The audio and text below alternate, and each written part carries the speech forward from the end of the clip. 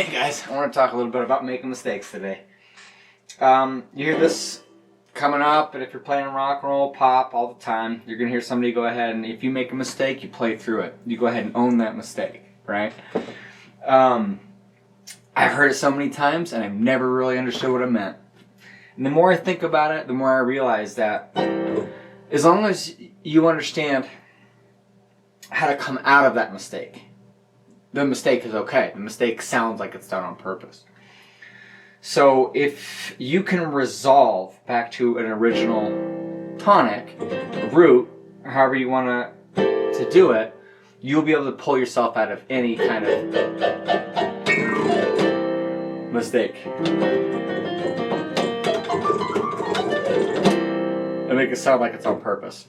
And I think the reality is there is a theory or theoretical way to go ahead and go about this and to actually get back and fix your mistakes.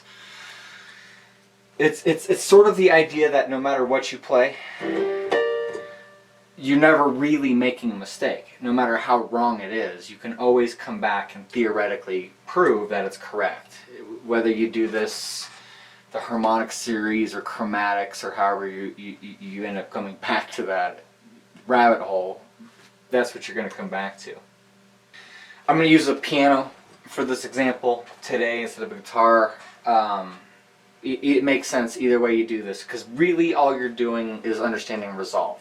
You're trying to go ahead and get back to your root note. No matter what you do, if you can get back to your root note, you can make something sound like it's done on purpose. You hear people call it playing jazz, right? So basically, if I'm playing, you're soloing or whatever you're doing, and you hit something wrong, whatever you're hitting, as long as you bring it back to your root, so here I'm in C,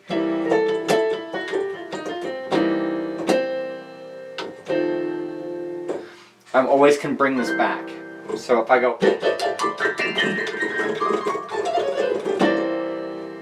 I can make it sound like it's done on purpose, right?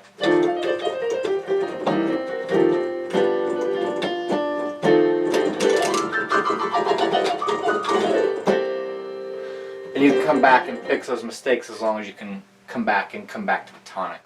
So there's actually a really good example of this. Tom Waits played on a Roy Orbison night. It was called Black and White Night. It was a video they put out, or a concert they put out.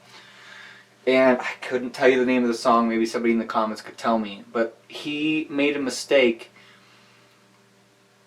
that was almost irreparable through his solo. He was playing a piano solo at the time and owned it. He came back and owned it, and it was one of the most prolific mistakes I've ever seen in recorded music, and it was one of the most beautiful concerts if you've ever seen it. I think it's Black and White Night, and it's a Roy Orbison tribute. Kind of. Fantastic. But it's a good example of making these mistakes and coming back to where you're supposed to be. Right? Always back. I hope that helps.